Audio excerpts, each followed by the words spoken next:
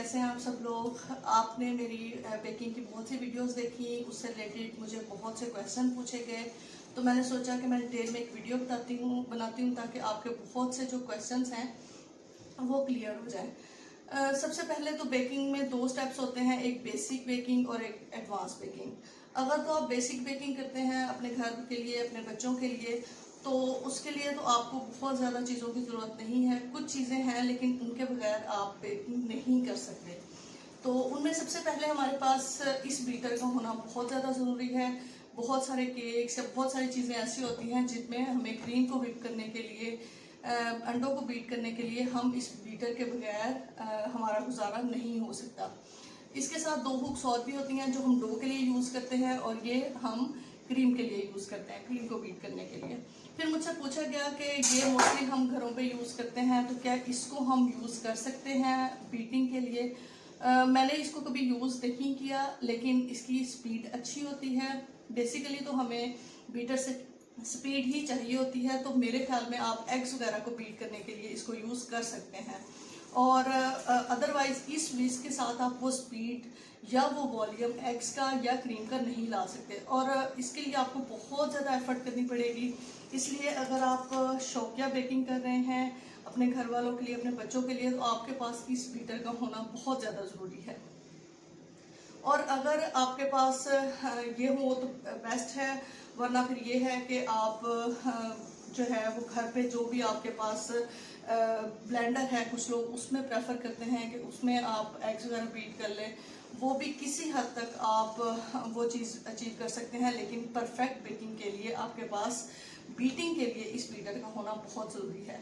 अब बात करते हैं प्रोफेशनल बेकिंग की, जिसमें आप ऑर्डर्स पे, अगर आप ऑर्डर वर्क कर रहे हैं या आपका कोई इस तरह का बिजनेस है जिसमें आपको डेली बेसिस पे केक्स बनाने हैं, तो उसके लिए आपको इस मशीन की ज़रूरत पड़ती है। काम तो आपका ये भी चला जाएगी, लेकिन आपको पता है कि जब आप प्रोफेशनल लेवल पे बेकिंग करते हैं तो आपको बड़े ऑर्डर्स भी आ जाते हैं, या आपको इस बहुत ज़्यादा काम का वर्कलोड होता है, तो इसको आप 10 से 15 मिनट तक पकड़ खड़े हो सकते हैं। लेकिन कभी कभी डेली बेसिस पे जब आपको काम करना होगा तो आपको इस किचन एड की ज़रूरत पड़ेगी। कुछ लोग इसको किचन शेफ भी कहते हैं, किचन एड भी डिफरेंट इसके नाम है। अब ये जो है, इसमें हमारे पास 3 एक्सटेंशन होती हैं। ये हम क्रीम को व्हिप करने के लिए यूज़ करते हैं। अब ये देखें इन दोनों के डिफरेंस। अब ये काफ़ी बड़ा होता है, इस वजह से ज़्यादा क्रीम को ज़्यादा आसानी से, ज़्यादा स्पीड के साथ व्हिप कर देता है। इसके बाद ये वाली एक्सटेंशन हम इसके साथ यूज़ करते हैं, और इसको हम बटर क्रीम बनाने के लिए यूज़ करते हैं। ये मैं आपको दिखा देती हूँ। यहाँ से इसका एक बटन लगा होता है, और इसको हम ऐसे उठाते हैं, और ये कोई भी एक्सटेंशन जो है वो इजीली यहाँ पे अप्लाई कर देते हैं।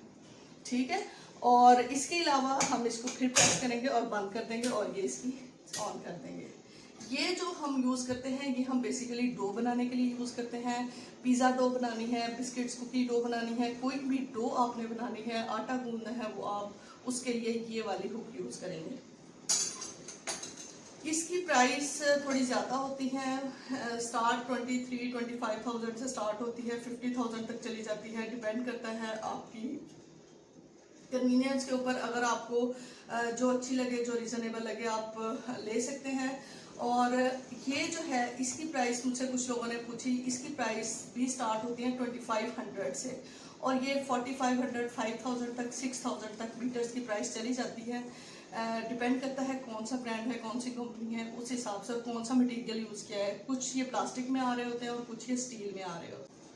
उसके बाद बेकिंग में हमें जो नेक्स्ट वो वेइंग स्केल होता है। वेइंग स्केल बहुत ज़्यादा ज़रूरी है। आप कहते हैं अगर आप किचन के टी कप्स यूज़ कर लें या किचन वाले टेबल स्पून यूज़ कर लें, राइस स्पून यूज़ कर लें, तो वो एक बैड ऑप्शन है बेकिंग के लिए।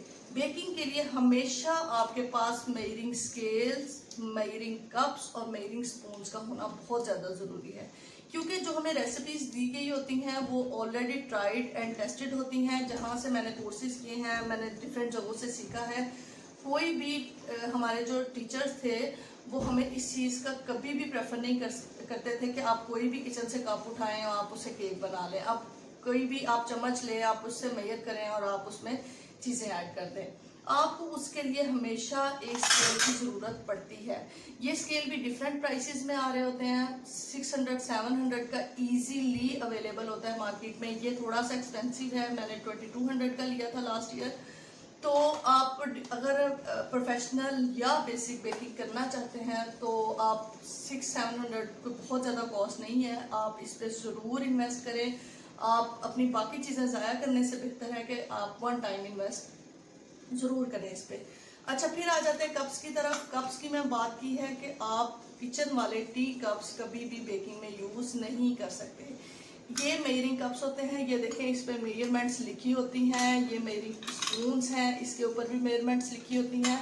आपने देखा होगा बेकिंग रेसिपीज में कप्स और स्पून्स में ज़रूर बताई गई होती हैं, जहाँ पे ग्राम्स में नहीं होती। आपके पास ये वाले different shapes, different colours, different उसमें अवेलेबल होते हैं। आपको जो अच्छे लगे आप वो बाय कर लें, लेकिन ये आपके पास होने चाहिए। और ये इजीली बहुत ही रीज़नेबल, बहुत सस्ते, ये 150 समथिंग के मिल जाते हैं। और इसी तरह क्वालिटी पे डिपेंड करता है। ये मैंने, क्योंकि ये मटेरियल दूसरा है तो मुझे 1300 के मिले थे, लेकिन ये इजीली 250-350 के मार्केट में अवेलेबल होते हैं। लेकिन बेसिक और प्रोफेशनल बेकिंग के लिए आपके पास इन तीनों चीज़ों का और बीटर का होना बहुत ज़्यादा ज़रूरी है। इसके अलावा आप प्लीज़ बार बार एक ही बात पूछते हैं, हम ये वाले कप्स यूज़ कर लें, वो वाले स्पून्स, नेवर।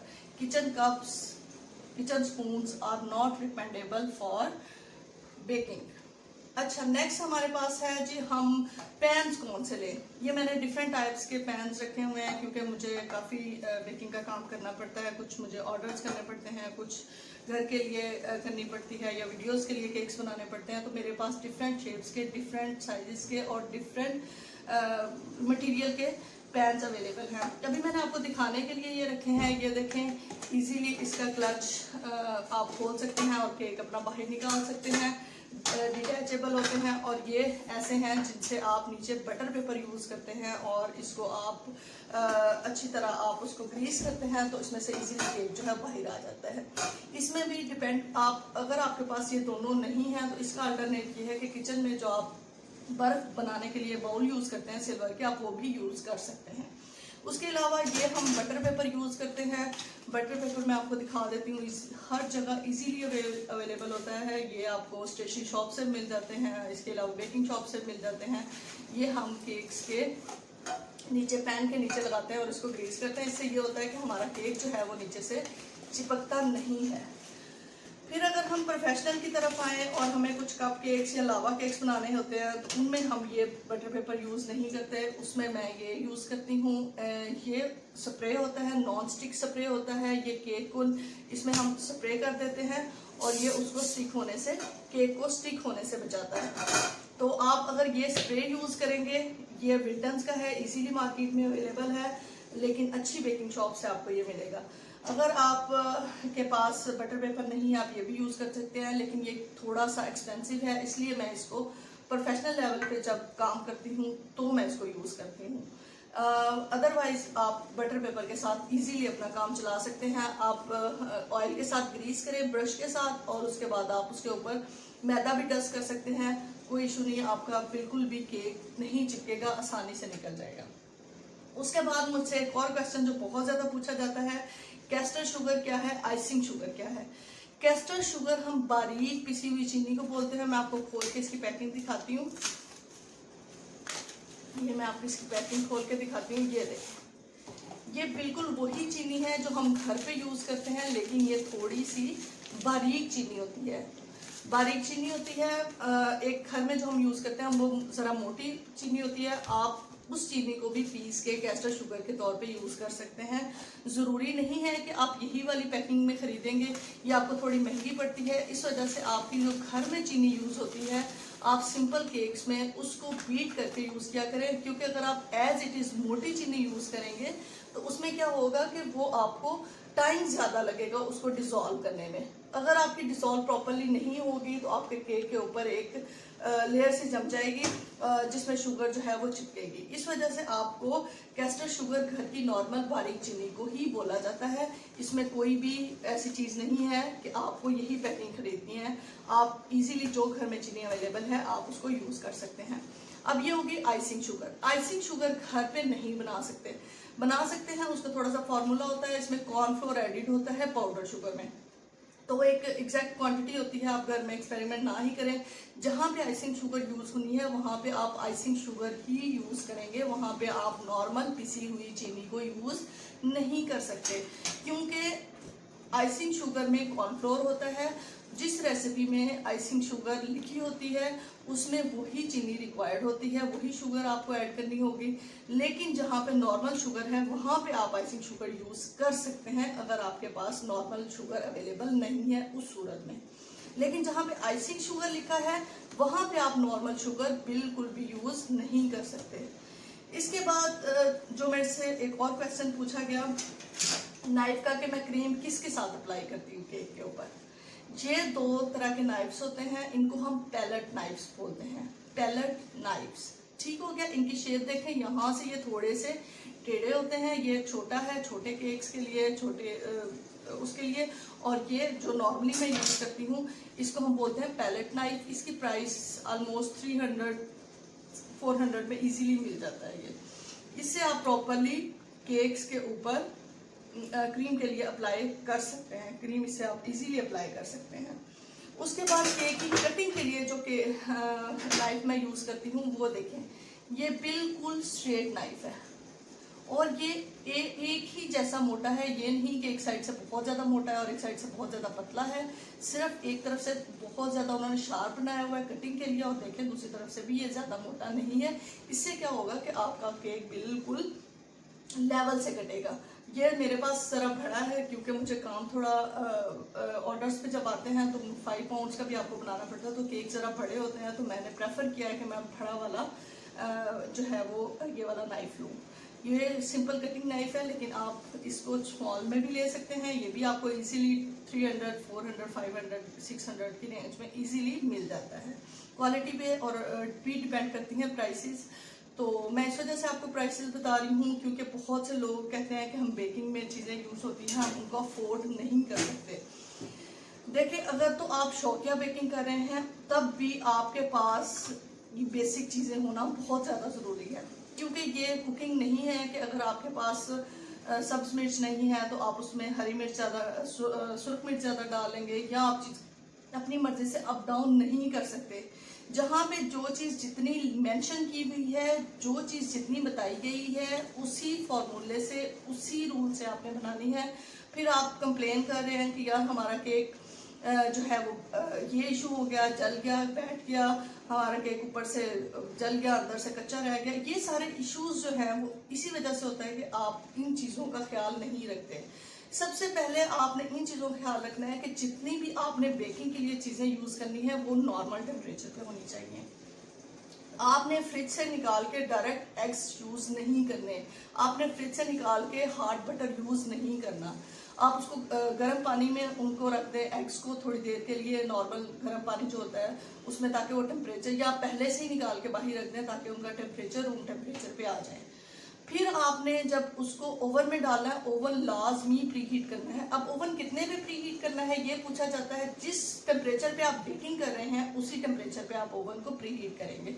160 पे कर रहे हैं तो 160 पे ही प्री हीट करेंगे, 180 पे कर रहे हैं तो 180 पे ही प्री हीट करेंगे। डिपेंड करता है आप क्या चीज़ बेक कर रहे हैं, लेकिन प्री हीटिंग टाइम 10 से 15 मिनट तक वही टेम्परेचर होता है जो आपने जिस पे बेकिंग करनी होती है। उसके बाद पूछा जाता है कि हमारा केक बैठ जाता है। देखें, जब भी आप केक को ओवन में रखेंगे आप उसको 15 मिनट से 20 मिनट से पहले ओवन को का डोर ओपन नहीं करेंगे। आप बार बार खोल के चेक करेंगे तो आपका केक फौरन बैठ जाएगा। ठीक है, इस वजह से आपने जब भी बेकिंग करनी है आपने ओवन प्री हीट लाजमी करना है। चीज़ें आपकी रूम टेम्परेचर पे लाजमी होनी चाहिए। और दूसरा, जो स्टेप्स आपको जिस तरह बताए गए हैं वो आपने उसी तरह ही फॉलो करने हैं। क्योंकि मैंने प्रोफेशनली सीखा हुआ है, मैंने बहुत जगहों से सीखा है, कराची में डिफरेंट जगहों से, कहीं भी हमें ये चीज़ें नहीं बताई गई कि आप ऐसे नहीं तो ऐसे कर लें। बेकिंग में आप ऐसे से वैसे नहीं कर सकते। जो रेसिपीज दी होती हैं वो ट्राइड एंड टेस्टेड होती हैं। आप उनमें थोड़ी बहुत भी वेरिएशन करेंगे तो आपका रिजल्ट नहीं आएगा।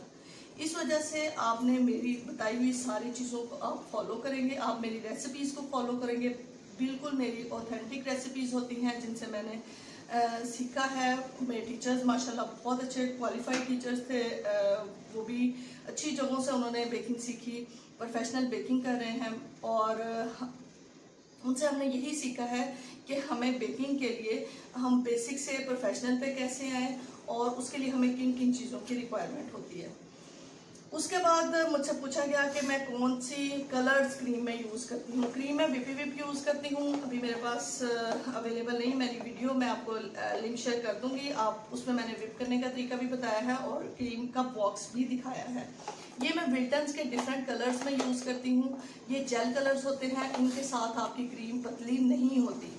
आपने विल्टन्स की ही कलर यूज, विल्टन्स के कर लें या किसी ब्रांड के कर लें, लेकिन प्रेफर करें कि आप अपनी क्रीम्स में या अपने फॉन्डेंट में जेल कलर्स यूज करें। उससे आपकी क्रीम जो है पतली ज्यादा नहीं होगी। लिक्विड कलर्स भी मिल जाते हैं, पाउडर कलर्स भी मिल जाते हैं, but I prefer to use gel colours.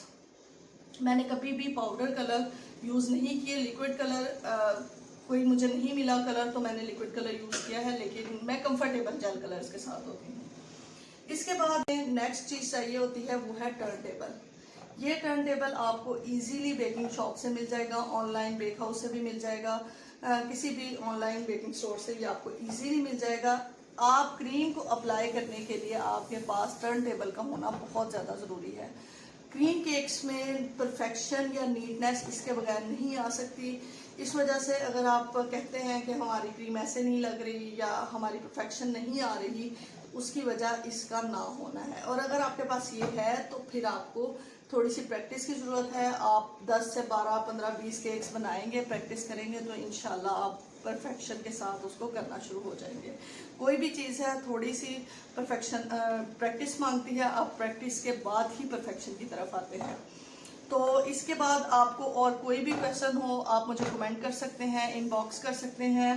Thank you so much for your appreciation. मुझे बहुत ज़्यादा प्यार मिला, बहुत ज़्यादा दुआएं, बहुत ज़्यादा अप्रिसिएशन मिली बेकिंग से। अगर आपको मेरी वीडियोस अच्छी लगती हैं आप प्लीज़ मेरे चैनल को शेयर करें, सब्सक्राइब करें और आप इस चीज़ से बेफिक्र हो जाएं कि मेरी जो है रेसिपीज़ हैं वो कॉपी पेस्टेड हैं। ऐसा बिल्कुल नहीं है। अल्हम्दुलिल्लाह मेरी सारी रेसिपीज़ ट्राइड, टेस्टेड और प्रोफेशनल रेसिपीज़ हैं।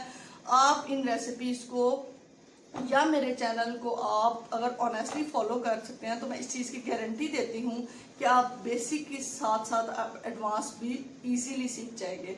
आपको कोई और वीडियोस किस चीज़ की चाहिए हो आप मुझे ज़रूर बताइएगा, इंशाल्लाह मैं आपके साथ शेयर करूँगी। और इसके अलावा मैं अपना इंस्टाग्राम पेज और फेसबुक पेज का लिंक डिस्क्रिप्शन में डाल दूँगी। आप लोगों ने ज़रूर शेयर करना है, ज़रूर लाइक करना है और शेयर करना है। Thank you so much. दुआ में याद रखिएगा। अल्लाह हाफिज़।